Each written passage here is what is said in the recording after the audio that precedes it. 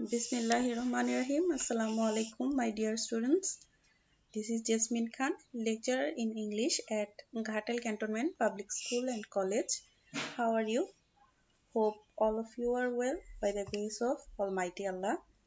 Welcome to my third class of right forms of verbs. In the last class, we have discussed 19 rules of right forms of verbs.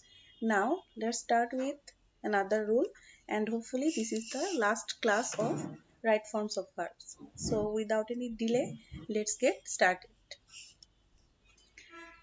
আচ্ছা, rule number 20 এখানে কি আছে, ব্র্যাকেটে B থাকলে person, number এবং tense অনুযায়ী am, is, are, was, were, been এগুলো হবে।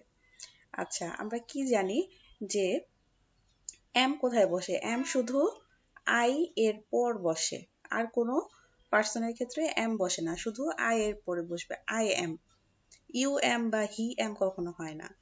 আচ্ছা, তারপরে ইজ কোথায় বসে? ইজ, এম, ইজ, আর এই তিনটা হচ্ছে তোমার প্রেজেন্ট টেন্স থাকলে বসে। তাহলে প্রেজেন্টের মধ্যে এই কয়েকটা বসবে। প্রেজেন্ট কন্টিনিউয়াসও হতে পারে বা প্রেজেন্ট ইনডিফিনিট টেন্সও হতে পারে। তাহলে এমটা বসবে আয়ের সাথে, হি বসবে শুধু, ইজ বসবে শুধু কিসের সাথে? থার্ড পারসন সিঙ্গুলার নাম্বারের সাথে, যেমন he is, she is, it is বা রহিম ইজ, মিনা ইজ এগুলোর সাথে ইজ বসবে। আর কোথায় বসবে? আর হচ্ছে ইউ এর সাথে আর বসবে। আর কি বসবে? থার্ড পারসন প্লুরাল নাম্বারের ক্ষেত্রে আর বসবে, যেমন দে আর, তারপরে দ্য বয়েজ আর, গার্লস আর, তারপর এরকম প্লুরাল নাম্বারের ক্ষেত্রে। আর ওয়াজ, ওয়ার এগুলো তোমার পাস্টের ক্ষেত্রে বসবে। যেমন আমরা যদি উদাহরণ দেখি, এখানে দেখো ইট আছে, ইট ড্যাশ 2 years ago।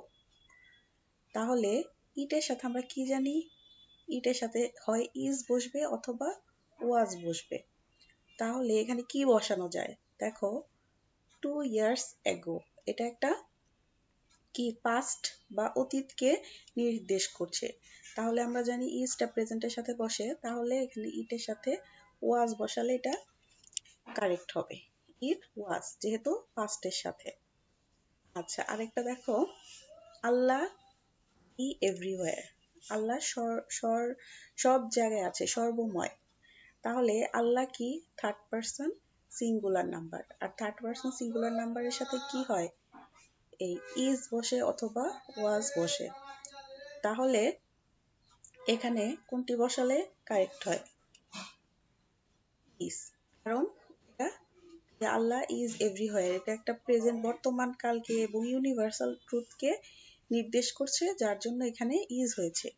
আর এটা কি ছিল? প্রথমটা ছিল অতীতকালকে নির্দেশ করেছে, যার জন্য আমরা ওয়াজ দিয়েছি। আচ্ছা, রুল নাম্বার 21, বর্তমান কালে চলছে এমন কোনো কাজ বোঝালে প্রেজেন্ট কন্টিনিউয়াস টেন্স হয়। এটা আমরা জানি যে বর্তমানে একটা কাজ চলছে, কন্টিনিউ হচ্ছে, তার জন্য এটা কি? কন্টিনিউয়াস। আর যেহেতু বর্তমান আছে, সুতরাং এটা প্রেজেন্ট। তাহলে বর্তমানে চলছে, প্রেজেন্ট কন্টিনিউয়াস। এসব ক্ষেত্রে সাধারণত at present, now, at this moment ইত্যাদি অ্যাডভার্ব ব্যবহৃত হয়। মানে সবসময় হয় না, মাঝে মাঝে হয়। এই ফ্রেজগুলো দেখলে আমরা বুঝতে পারবো যে এখানে কি হচ্ছে, প্রেজেন্ট কন্টিনিউয়াস টেন্স দিতে হবে। আর তাছাড়াও প্রেজেন্ট কন্টিনিউয়াস টেন্স বসতে পারে, এগুলো ফ্রেজ না দিলেও। সেগুলো আমরা দেখবো। Let's see an example. He is watching the television at this moment. তাহলে এই যে এখানে অ্যাট দিস মোমেন্ট, সে বর্তমানে এখন একটা কাজ করছে। সেই কাজটা কি? সেই কাজটা হচ্ছে টিভি দেখছে। তাহলে আমরা জানি প্রেজেন্ট কন্টিনিউয়াস টেন্সে কি হয়? সাবজেক্টের পর এম, ইজ, আর বসে, আর কি হয়? ভার্বের সাথে আইএনজি যোগ হয়। তাহলে এখানে শূন্য স্থানে আমাদের ইজ ওয়াচিং দিতে হবে। এটা দেখো, দে আর প্লেইং ফুটবল, তারা ফুটবল খেলছে। তাহলে এখানে কিন্তু দেখো কোনো ধরনের নাই, এই যে এই ফ্রেজগুলো তিনটার একটাও নাই। নাও নাই, অ্যাট দিস মোমেন্ট নাই, অ্যাট প্রেজেন্টও নাই। তারপরেও আমাদের সেন্টেন্স দেখে বুঝতে হবে যে কাজটা কি বর্তমানে ঘটছে। দে আর প্লেয়িং ফুটবল। তাহলে দে এর সাথে কি বসবে? আর বসবে, কারণ দে থার্ড পারসন প্লুরাল নাম্বার। প্লুরালের সাথে সবসময় আর বসে, আর ভার্বের সাথে আইএনজি যোগ। তাহলে দে আর প্লেয়িং ফুটবল। এখানে থার্ড নাম্বার এক্সাম্পল খেয়াল করো, নাও দে আর ডুইং দেয়ার অ্যাসাইনমেন্ট। তাহলে এখানে এই যে নাও আছে, নাও নাও ওয়ার্ডটি আছে, নাও দেখে আমরা বুঝতে পারছি যে কি এটা হচ্ছে প্রেজেন্ট কন্টিনিউয়াস হবে, কারণ এটা একটা বর্তমান, একটা ঘটমান কাল, যে কাজে যে কাজটা চলছে। দে আর ডুইং দেয়ার অ্যাসাইনমেন্ট, তারা তাদের অ্যাসাইনমেন্ট গুলো করছে। Let's move on to another rule. Rule number 22. If plus present indefinite plus future indefinite, অর্থাৎ if যুক্ত ক্লজটি যদি প্রেজেন্ট ইনডিফিনিট টেন্সে হয়, তাহলে অন্য পরের ক্লজটি হবে ফিউচার ইনডিফিনিট টেন্সে।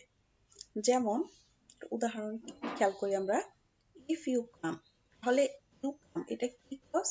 এটা হচ্ছে প্রেজেন্ট ইফ যুক্ত ক্লজ। তাহলে এটা কোন টেন্সে আছে? প্রেজেন্ট ইনডিফিনিট, কারণ এখানে ভার্বটা কি আছে? সাবজেক্টের পর মেইন ভার্ব আছে কাম। তাহলে পরের অংশটি হবে ফিউচার ইনডিফিনিট, অর্থাৎ সাবজেক্টের পরে শ্যাল উইল বসবে, তারপরে একটা মূল ভার্ব বসবে। তাহলে ইফ ইউ কাম, তুমি যদি আসো আমি তাহলে যাব। এই শর্তটা হচ্ছে বর্তমান কালে যদি একটা কাজ হয়, ভবিষ্যতে আরেকটা কাজ হবে, বা এইটার এই বর্তমান কালের প্রেক্ষিতে ভবিষ্যতে আরেকটা ডিসিশন নেওয়া হবে। এই ধরনের একটা সম্পর্ক, বর্তমানের সাথে ভবিষ্যতের সম্পর্ক।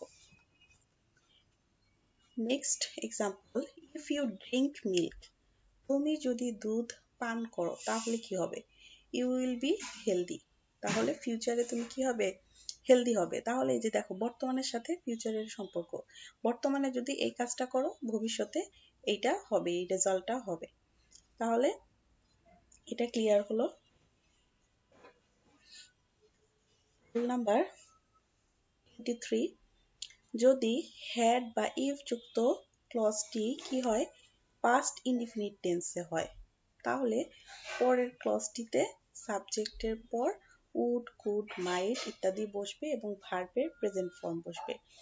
উড, কুড, মাইট এর পরে যে ভার্বটা বসবে সেটা সব ক্ষেত্রেই প্রেজেন্ট ফর্মে থাকবে। এটা আমরা ফার্স্ট ক্লাসে মনে হয় পড়েছি। তারপরে চলো উদাহরণ খেয়াল করি। ইফ হি কেম, সে যদি আসতো, তাহলে এই যে এটা হচ্ছে ইফ যুক্ত ক্লজ, আর কেমটা কি? ভার্বে পাস্ট ফর্ম। সুতরাং এটা কি টেন্সে আছে? পাস্ট ইনডিফিনিট টেন্সে আছে। তাহলে আমরা কি পড়েছি? ইফ যুক্ত ক্লজটি যদি পাস্ট ইনডিফিনিট টেন্সে হয়, তাহলে পরের ক্লজটি কি হবে? পরের ক্লজে সাবজেক্টের পরে উড, কুড, মাইট যে কোনো একটা বসবে, যে কোনো একটা বসালেই হবে, ইটস নট ম্যান্ডেটরি। তাহলে I would go to market, আমি মার্কেটে যাব। তাহলে সে যদি আসতো আমি তাহলে মার্কেটে যেতাম। এটা দেখো বর্তমানের সাথে, রুল নাম্বার 22, বর্তমানের সাথে ভবিষ্যতের সম্পর্ক। সে যদি আসে আমি তাহলে যাব, আর এটা হচ্ছে সে যদি আসতো আমি তাহলে যেতাম মার্কেটে। তাহলে এখানে আমরা দেখতে পাচ্ছি ইফ যুক্ত প্রেজেন্ট পাস্ট ইনডিফিনিট টেন্স থাকলে পরের অংশে সাবজেক্টের পর উড, কুড, মাইট বসবে। আবার এখানে ভার্বও কিন্তু প্রেজেন্ট ইনডিফিনিট, ভার্বের প্রেজেন্ট ফর্ম বসবে। যেমন উডের পরে গো হয়েছে, ওয়েন্ট কিন্তু হয় নাই। আচ্ছা, সেকেন্ডটা দেখি। If I were rich enough, আমি যদি পর্যাপ্ত ধনী থাকতাম, I would help the poor, আমি যদি ধনী থাকতাম তাহলে আমি গরিবদের সাহায্য করতাম। তাহলে এটাও একটা কি পাস্ট ইনডিফিনিট টেন্স, যেহেতু পাস্টে করা আছে। If I were rich enough, আমি যদি ধনী থাকতাম, এখানে ওয়ার দিয়ে তোমার ইচ্ছা বা আকাঙ্ক্ষা কোনো কিছু এটা বোঝানো হয়েছে। যদিও নর্মাল স্ট্রাকচারে আয়ের পরে ওয়ার হয় না, আয়ের পরে সবসময় ওয়াজ হয়, কিন্তু এখানে আই ওয়ার দিয়েছে কারণ এটা এই আই ওয়ার দিয়ে বোঝাতে চেয়েছে যে আমি যদি, সে উইশ করেছে, তার ইচ্ছা বা আকাঙ্ক্ষাকে বোঝাতে ওয়ার বসেছে। তাহলে এটা আমরা পাস্ট ইনডিফিনিট টেন্সে ধরবো। তাহলে সে যদি কি থাকতো, ধনী থাকতো, তাহলে সে গরিবদের সাহায্য করব। তাহলে সাবজেক্টের পরে উড বসেছে এবং হেল্প, হেল্পটা হচ্ছে প্রেজেন্ট ফর্ম। আচ্ছা, আরেকটা দেখো, if I had a car, আমার যদি একটি গাড়ি থাকতো। এখানে আমরা পাস্ট ইনডিফিনিট টেন্স, এটা কিভাবে বুঝবো?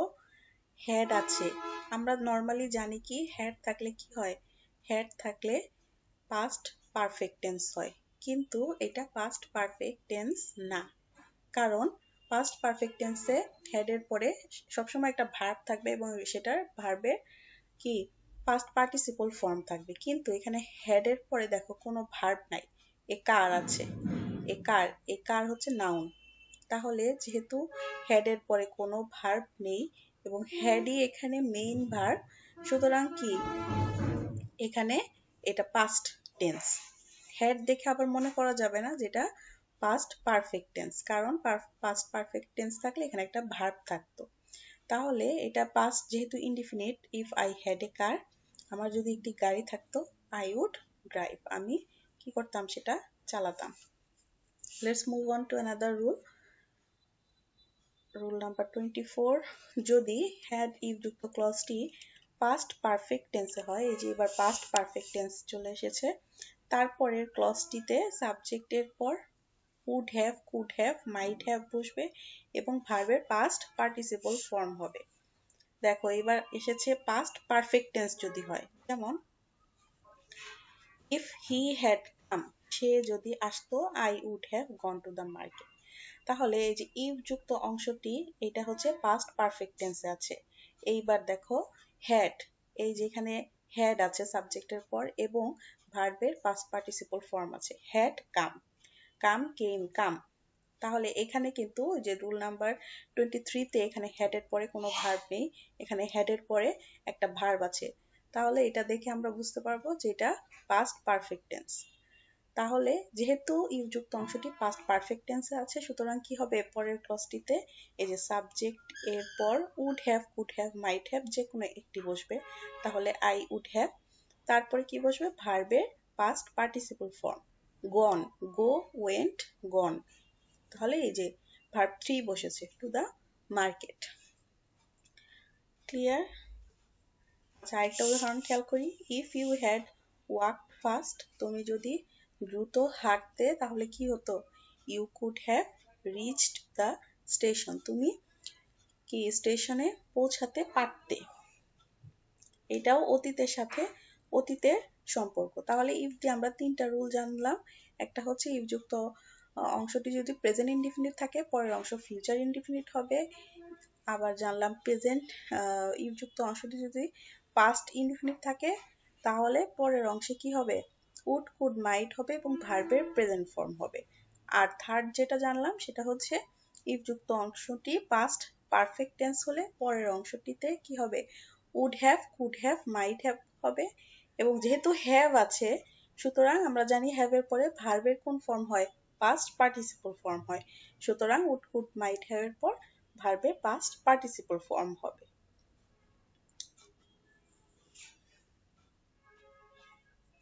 Rule number 24, wish, fancy, it is time, it is high time ইত্যাদি থাকলে ভার্বের পাস্ট টেন্স হবে।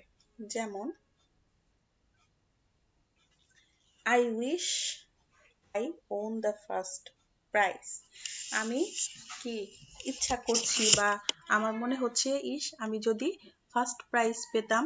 তাহলে এটা এক ধরনের ইচ্ছা বা আকাঙ্ক্ষা প্রকাশ করতে উইশ, উইশ, ফ্যান্সি এই দুইটা ওয়ার্ড ইউজ করা হয়। উইশ আর ফ্যান্সি হচ্ছে ইচ্ছা বা আকাঙ্ক্ষা প্রকাশ করতে, এবং এগুলোর পরে সবসময় কি হবে, ভার্বের পাস্ট টেন্স হবে। আবার it is time, it is high time এই দুইটার অর্থ হচ্ছে এখনই উপযুক্ত সময়।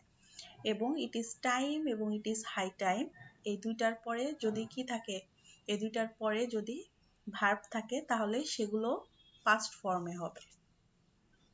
যেমন it is high time you changed your bad habits, এখনই উপযুক্ত সময় তুমি তোমার খারাপ অভ্যাসগুলোকে ত্যাগ করো। তাহলে এই যে ইট ইজ টাইম বা ইট ইজ হাই টাইম আছে, সুতরাং এরপরে সাবজেক্ট আছে এবং কি করতে হবে, এই যে ভার্বের পাস্ট ফর্ম বসেছে। আরেকটা দেখো, I fancy I flew in the sky. সে মানে এটা কাল্পনিক একটা ইচ্ছা, যে সে ইচ্ছা করছে যে সে যদি আকাশে কি করতে পারতো, আমি যদি আকাশে উঠতে পারতাম, তাহলে ফ্লাই, ফ্লিউ, ফ্লোন। তাহলে ফ্লিউটা হচ্ছে ভার্বের পাস্ট ফর্ম, যেহেতু ফ্যান্সি ওয়ার্ডটা আছে সুতরাং এখানে পাস্ট ফর্ম হিসেবে ফ্লিউ বসেছে। আচ্ছা, এখানে it is time, it is high টাইমের ক্ষেত্রে একটা আমি বলে রাখি, কথা নোট করে নিতে পারো, সেটা হচ্ছে ইট ইজ টাইম বা ইট ইজ হাই টাইমের পরে যদি টু থাকে, ধরো এখানে ইউ এর বদলে টু আছে, ইট ইজ টাইম অথবা it is high time to, তাহলে আমরা নর্মালি কি জানি, টু এর পরে ভার্বের প্রেজেন্ট ফর্ম হবে, তখন কিন্তু তোমার এখানে চেঞ্জ না হয়ে চেঞ্জ হবে, it is high time to change your bad habits. ঠিক আছে? আর যেহেতু ইট ইজ হাই টাইমের পরে সাবজেক্ট আছে, যদি সাবজেক্ট চলে আসে মাঝখানে তাহলে ভার্বের পাস্ট ফর্ম হবে। এটা একটা নোট রাখতে পারো। Okay, rule number 25, as if, as though এগুলো থাকলে ওয়ার হবে। He speaks as if he were the leader. সে এমন ভাবে কথা বললো যেন, অ্যাজ ইফ অ্যাজ দো অর্থ হচ্ছে যেন হি ওয়ার এ লিডার। এখানে সাবজেক্ট যাই থাকুক না কেন, I, we, you, he, she যাই থাকুক না কেন ওয়ার বসবে। নর্মালি আমরা জানি যে দে বা প্লুরালের সাথে ওয়ার বসে, কিন্তু এই ক্ষেত্রে, এই নিয়মের ক্ষেত্রে এখানে যে কোনো সাবজেক্টের পরে ওয়ার হবে। আবার দেখো, he acts as though he were A hero. সে এমন ভাবে অভিনয় করলো যে যেন সে নিজে কি নায়ক।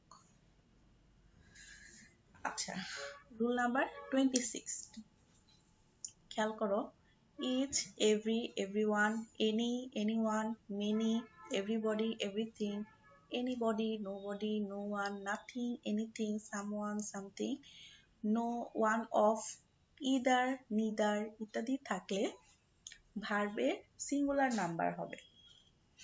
ভার্বের সিঙ্গুলার নাম্বার হবে, কিন্তু এখানে আরেকটা টুইস্ট আছে, লেটস সি।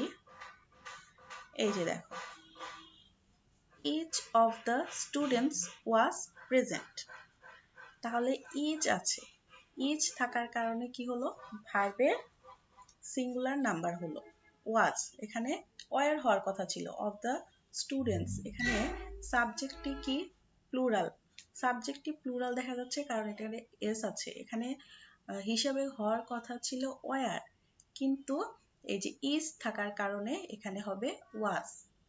দেখো আগের নিয়মটা যদি আমরা দেখি, এই যে দেখো প্রথমেই আছে ইজ, ইজ থাকে এবং ইজের পরে যদি অফ থাকে, each of the, either of the, neither of the, এরকম অফ যদি থাকে তাহলে কি হবে, সাবজেক্টের প্লুরাল ফর্ম হবে। ইচ অফ দা থাকলে সাবজেক্টের প্লুরাল ফর্ম হবে, কিন্তু ভার্বটা আবার সিঙ্গুলার হয়ে যাবে। এটা একটু ব্যতিক্রম নিয়ম, আমরা জানি যে সাবজেক্ট সিঙ্গুলার থাকলে ভার্ব সিঙ্গুলার থাকবে, সাবজেক্ট প্লুরাল থাকলে ভার্ব প্লুরাল থাকবে, এটা আমরা জানি, কিন্তু যেহেতু ইচ আছে এবং অফ দা আছে সুতরাং এখানে সাবজেক্ট প্লুরাল হয়ে যাবে কিন্তু ভার্ব সিঙ্গুলার থাকবে। আবার অফ দা যদি না থাকে সেক্ষেত্রে কিন্তু সাবজেক্ট তোমার সিঙ্গুলার থাকবে এবং ভার্বও সিঙ্গুলার থাকবে। সেকেন্ড এক্সাম্পল যদি খেয়াল করি আমরা, এভরি ফাদার, এই যে দেখো এখানে এভরির পরে অফ নাই, শুধু এভরি আছে, তাহলে every father dedicates his life to his children. প্রত্যেক বাবা তার জীবন উৎসর্গ করে তার ছেলে মেয়ের জন্য। এখানে এখানে এভরি ফাদার, এখানে অফ নেই যার কারণে এভরি এর পরে কি হয়েছে, ভার্ব সাবজেক্টটা সিঙ্গুলার হয়ে গেছে, কিন্তু এই দেখো ভার্বটা কিন্তু সিঙ্গুলারই আছে। ডেডিকেটস, যেহেতু ভার্বের পরে আমরা এস দিয়েছি সুতরাং এটা singular verb. Every father dedicates his life to his children. Third রুলটা দেখি, এখানে দেখো আবার সেই ওয়ান এর পরে কি হয়েছে, অফ দা আছে। ওয়ান অফ দা থাকলে আমরা কি পড়েছি এর আগেরটায়, সাবজেক্ট প্লুরাল হবে। এখানেও দেখো subject plural. One of the students was very talented, একটা স্টুডেন্টের কথা বলা হয়েছে, অনেক স্টুডেন্টের মধ্যে একটা স্টুডেন্টের কথা বলা হয়েছে। ওয়ান অফ দা স্টুডেন্টস এবং ভার্বটা কি হয়ে গেল, সিঙ্গুলার হয়ে গেল। Fourth number example, neither of the two brothers. এই যে অফ দ্য আছে, যার কারণে কি হয়ে গেল, সাবজেক্টটা প্লুরাল হয়ে গেল। Neither of the two brothers was present in the class. এখানে ব্রাদার্স এর পরে কি হয়ে গেল, ভার্বটা সিঙ্গুলার হয়ে গেল। I hope the confusion is quite clear now. Rule number 27, while এর পর ভার্ব থাকলে সেটির সাথে আইএনজি যোগ করতে হয়। আচ্ছা, হোয়াইল এর সাথে, হোয়াইল এর পরপরই যদি কি থাকে, ভার্ব থাকে, তাহলে কি করতে হয়, ভার্বের সাথে আইএনজি যোগ করতে হয়। এবং হোয়াইল এর পরে সাবজেক্ট এর অংশটি পাস্ট কন্টিনিউয়াস টেন্স হবে। যেমন while walking through the zoo I saw a snake. তাহলে যে হোয়াইল এর পরে দেখো ভার্ব আছে এবং ভার্বের সাথে কি আছে, আইএনজি যোগ হয়েছে। হোয়াইল এর পর সাথে সাথে যদি ভার্ব বসে তাহলে ভার্বটা কি হবে, আইএনজি যুক্ত হবে। হোয়াইল এর পর ভার্ব থাকলে আইএনজি যোগ হয়, কিন্তু হোয়াইল এর পর সাবজেক্ট থাকলে সেই অংশটি পাস্ট কন্টিনিউয়াস। এখানে হোয়াইল এর পর পর ভার্ব আছে বিধায় এটা কি আইএনজি যোগ হয়েছে। আবার যদি হোয়াইল এর পরে যদি সাবজেক্ট থাকে তাহলে সেক্ষেত্রে এই পুরো সেন্টেন্সটি পাস্ট কন্টিনিউয়াস টেন্স হয়ে যাবে। যেমন হোয়াইল ইট ওয়াজ রেইনিং, যখন বৃষ্টি হচ্ছিল, I was watching a movie. আমরা জানি কি পাস্ট থাকলে পাস্ট কন্টিনিউয়াস টেন্সে কি হয়, ওয়াজ ওয়্যার এগুলো বসে এবং ভার্বের সাথে আইএনজি যোগ হয়। অতীতকালে একটা কাজ ঘটছিল বোঝাতে পাস্ট কন্টিনিউয়াস টেন্স হয়। তাহলে হোয়াইল এর পর যেহেতু সাবজেক্ট আছে, সুতরাং কি হয়ে যাচ্ছে, পুরো সেন্টেন্সটি পাস্ট কন্টিনিউয়াস টেন্স হয়ে যাচ্ছে। হোয়াইল ইট ওয়াজ রেইনিং, পরের সেন্টেন্সটিও এই একই টেন্সে হবে, I was watching a movie. তাহলে আমরা জানতে পারলাম হোয়াইল এর পর সরাসরি ভার্ব থাকলে আইএনজি যোগ হয়, আর হোয়াইল এর পরে যদি কি থাকে, সাবজেক্ট থাকে, তাহলে পাস্ট কন্টিনিউয়াস টেন্সে হয়। রুল নাম্বার 28, অনেক সময় একই স্থান, দৈর্ঘ্য বা পরিমাণ বোঝালে সাবজেক্ট দেখতে প্লুরাল মনে হলেও ভার্বটি সিঙ্গুলার ফর্মে হয়। অনেক সময় একই দৈর্ঘ্য, স্থান এবং পরিমাপ বোঝালে, যেমন 20 মাইলস, 20 মাইল। এই 20 মাইল কি বোঝাচ্ছে, এই 20 মাইল দিয়ে বোঝানো হয়েছে একটা পরিমাপ বোঝানো হয়েছে যে 20 smile was a long way, একটা অনেক বড় রাস্তা। 20 মাইল ছিল অনেক লম্বা একটা রাস্তা। যেহেতু 20 মাইল এখানে একের অধিক বুঝিয়েছে, সুতরাং একের অধিক বোঝানো হয়েছে, সুতরাং এটা সাবজেক্টটা দেখতে কি মনে হচ্ছে, প্লুরাল মনে হচ্ছে। কিন্তু যেহেতু দৈর্ঘ্য বা পরিমাণ ইত্যাদি সাবজেক্ট প্লুরাল থাকলেও সেগুলোর ভার্ব সিঙ্গুলার হবে। এখানে ওয়াজ না দিয়ে যদি আমি ইজ দিতাম তাও হইতো, 20 Miles is a long way, যেহেতু এখানে টেন্সের উল্লেখ নাই। আচ্ছা, এখানে দেখো 200 Miles, 2000 Miles is not a distance, is a long distance in the modern area. বর্তমান যুগে 2000 মাইল কোনো দূরত্বই না, এরকম অর্থে বোঝানো হয়েছে। তাহলে 200 মাইলস, এখানে ভার্বটি সাবজেক্টটি কি মনে হচ্ছে, সাবজেক্টটি দেখে মনে হচ্ছে প্লুরাল, কিন্তু যেহেতু দৈর্ঘ্য, পরিমাণ ইত্যাদি বুঝিয়েছে, সুতরাং এটাকে আমাদের সিঙ্গুলারই ধরতে হবে। এর জন্য ভার্বও সিঙ্গুলার, ইজ হয়েছে। রুল নাম্বার 29, মেইন ক্লজ এর ভার্বটি পাস্ট টেন্স হলে উপরের অংশে next day, next week, next month, next year ইত্যাদি উল্লেখ থাকলে সাবজেক্টের পরে শুড, উড বসে। যেমন হি টোল্ড দ্যাট, সে বলেছিল যে he would go home the next week. সে কোথায় যাবে? বাড়ি যাবে পরের সপ্তাহে। তাহলে এই যে মেইন ক্লজ কোনটা? He told that he would go home the next week. এইটা হচ্ছে main clause. He would go to home next week. তাহলে মেইন ক্লজের ভার্বটি পাস্ট টেন্সে হলে এই যে পাস্ট টেন্স পরের অংশে next day, next week, next month ইত্যাদি নেক্সট ইয়ার উল্লেখ থাকলে সাবজেক্টের পরে শুড উড বসে। এই যে এখানে নেক্সট উইক আছে এবং পুরো সেন্টেন্সটি কি পাস্ট ফর্মে আছে, এর জন্য সাবজেক্টের পরে তোমার উড দেয়া হয়েছে। She said that she should buy land next year. সে বলেছিল যে তার কি পরের বছর ল্যান্ড কেনা উচিত বা ল্যান্ড সে কিনবে। তাহলে এই যে নেক্সট ইয়ার এবং সেন্টেন্সটি কোন ফর্মে আছে? পাস্ট ফর্মে আছে, সুতরাং সাবজেক্টের পরে আমরা উড দিয়ে দিলাম। Last rule for today, rule number 30। After এর পরে এবং বিফোর এর আগের ক্লজটি পাস্ট পারফেক্ট টেন্স হবে এবং অন্য ক্লজটি পাস্ট ইনডিফিনিট টেন্সে হবে। আচ্ছা, তাহলে কি আফটার মানে পরে, তার মানে আফটার এর পরে, বিফোর মানে পূর্বে, বিফোর এর পূর্বে। এইভাবে মনে রাখবে যে আফটার এর পরে বিফোর এর পূর্বের টেন্সটি কি টেন্সে হবে? পাস্ট পারফেক্ট টেন্সে হবে। আর যে অন্য ইটি থাকবে, অন্য বাকি যে টেন্স ক্লজটি থাকবে সেটি পাস্ট ইনডিফিনিট টেন্সে হবে। আচ্ছা, আমরা যদি উদাহরণ খেয়াল করি, the train had left the station before we reached. আমাদের পৌঁছানোর পূর্বে কি হলো? ট্রেন স্টেশন ত্যাগ করলো। তাহলে বিফোর, এই যে বিফোর, বিফোরের পূর্বে past tense, past perfect tense, যেমন the train had left, had আছে আর কি ভার্বের পাস্ট পার্টিসিপল ফর্ম আছে, তাহলে এখানে পাস্ট পারফেক্ট টেন্স। আর বিফোরের পরে তাহলে অন্য টেন্স, অন্য ক্লজটি কোন টেন্সে হবে? পাস্ট ইনডিফিনিট টেন্সে, যেমন উই রিচড, এই যে ভার্বের পাস্ট ফর্ম। ট্রেন আসার, ট্রেন ছাড়ার পূর্বে আমরা কি করলাম? পৌঁছলাম। পরেরটা সেই বিখ্যাত উদাহরণ, the doctor came after the patient died. রোগী মারা যাওয়ার পরে ডাক্তার আসলো, কোনো লাভ হলো না। এই যে দেখো আফটার, আফটার এর পরে, আফটার এর পরে কি আছে? পাস্ট পারফেক্ট টেন্স আছে, যেমন after the patient had died, had plus ভার্বের পাস্ট পার্টিসিপল ফর্ম।